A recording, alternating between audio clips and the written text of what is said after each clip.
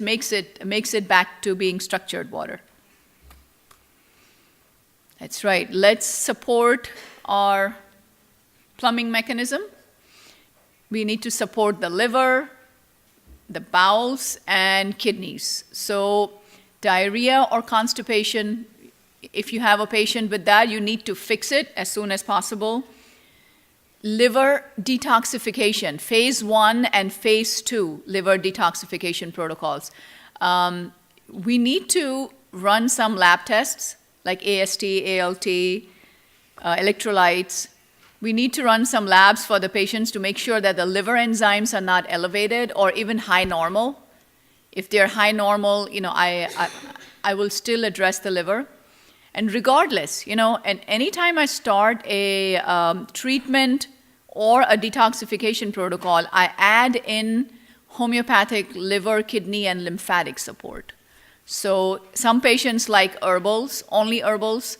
So I'll add in some herbal, liver, kidney, and lymphatic support. The bowels, most of the bowels will improve with diet and probiotics.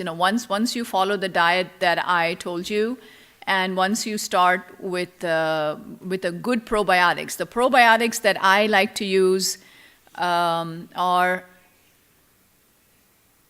I usually custom order the probiotics.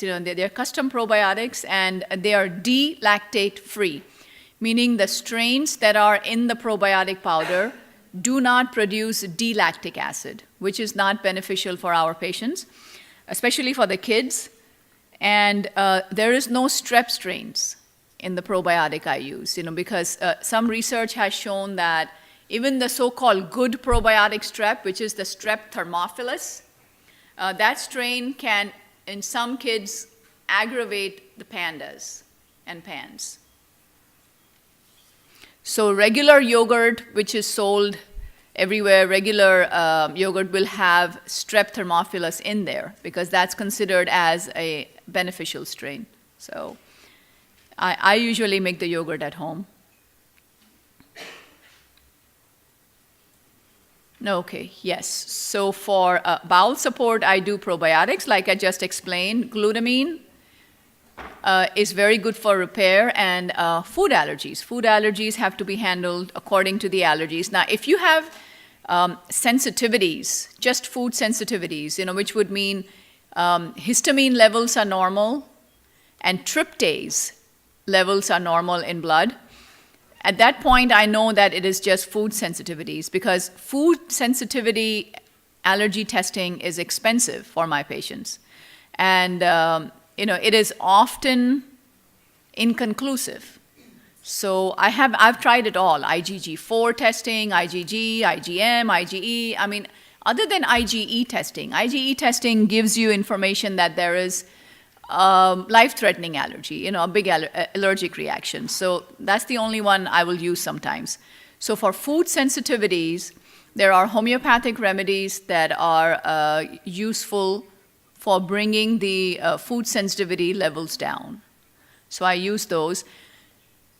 I was explaining to someone earlier, when I say homeopathy, what I really mean is complex homeopathy. I mean homotoxicology. There are some remedies that I will use from constitutional or classical homeopathy, very few, Nux vomica, Ignatia, very few. But most of the time, classical homeopathy, I find, does not work with my chronic patients. It's just not enough. So Hans Reckewig's basis for homotoxicology, which is, combination of homeopathic remedies in a beautiful synergistic blend, is what seems to work. So that's what I use homotoxicology. So some of the nutrients that I like to see for the liver is high-dose vitamin C. Are vitamin C IVs available here? Intravenous high dose? Yeah? Who was that? Who said yes? Oh, okay. They are? Yeah. So for those who are doing high-dose vitamin C IVs, keep in mind that anything less than 10,000 is lame. It doesn't work because we are looking for an oxidant effect. We don't want antioxidant, okay? If you're looking just for antioxidant effect, that's fine, do up to 10,000, but then you don't really need IV for that. It's just, again, unnecessary expense for the patient. But if you're looking to reduce inflammation, right, you need to oxidize, so for that, you need 10,000 plus. So 50,000 is a good number, right? 25,000 grams, 50,000, 100,000 a week. It all depends on how high your patient's level of inflammation is. So I've gone up to, for my patients with cancer, we'll do 100,000.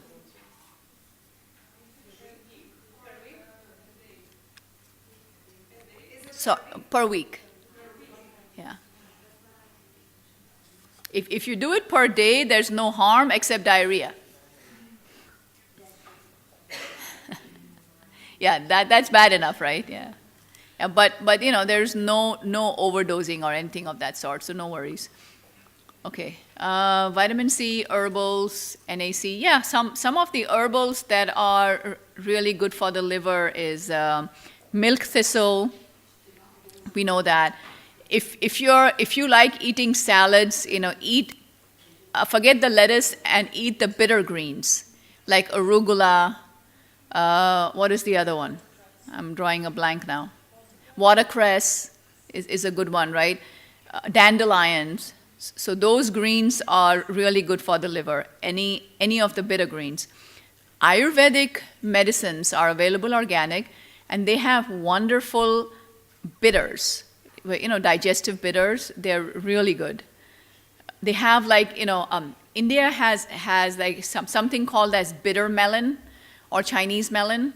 And the skin of the bitter melon, when it's juiced, it's so amazing for the liver as well as for insulin-resistant diabetes. It's a really good Ayurvedic blend. Okay, and glutathione. Vitamin C, glutathione, B complex. If your pharmacist is skilled enough to make an IV bag, which can be buffered properly, before you give it to the patient, then adding in glut and adding in some B complex is a good idea. Also adding in some arginine, L-arginine. When you're doing vitamin C infusions, as long as your solution, first of all, it has to be buffered correctly because it's high dose C. Then you add L-arginine to it. Ask your pharmacist, whoever's doing it, to add L-arginine. It keeps your blood vessels patent. It's arginine. So you don't have a patient with blown veins or anything of that sort. So that's a good tip.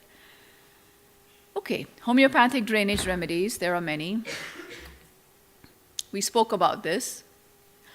Dry brushing. Yes, it's not just for autistic kids. This is for everybody with Lyme. Get like a nice soft dry brush and do dry brushing. Infrared sauna. Some of the binders I use is bentonite clay, apple pectin, and my personal favorite is chlorella.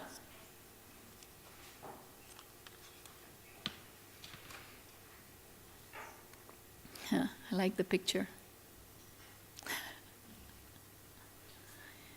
Okay, now genetic mutations, right? We can look at, and of course these are point mutations, like I mentioned before. They affect your ability to detox. They're point mutations. Okay, so detox is an issue. They cause mood problems, sleep problems. They interfere with immune function. And many chronic illnesses, as research shows, are associated with genetic point mutations like Parkinson's, dementia, cancer, methylation problems. So let me see if there's an explanation. Okay, so let's go back to this one. Mutations. Either you don't have any, or you have partial, or you have complete. The test that I like to run for methylation is 23andMe, or you can just run that in your, I guess that's available worldwide. But it's important, don't waste your money on it if you don't have a practitioner that can interpret it for you. So it looks at all of your methylation mutations. If you have homozygous, if you have heterozygous, if you have compound hetero, compound homo, homozygous means you got from both your parents, right? So that blocks your pathways, your detox pathways, 60% blocks. So, if you're living a normal life and you have a 60% blocked pathway, 40% is fine. You're just detoxing everyday chemicals and toxins. Then if you start getting chronic issues, that becomes a problem, as you can see, if you're 60% blocked. Then comes heterozygous mutations. That means you got it from one parent, so that would be around 40% detoxification is compromised. So you still have 60% of capacity of that mutation's pathway still open. And then you have deletion, which means you just don't have any, either you don't have that gene or you don't have any mutation there. Okay, methyl tetrahydrofolate reductase is the enzyme that is used to convert that folate into the active folate that the brain and immune system can use, that I spoke about earlier. Everyone should know their MTHFR, that's right. Parents of autistic children who want to have another baby, that is very important for preconception health, to make sure that the mother doesn't have MTHFR.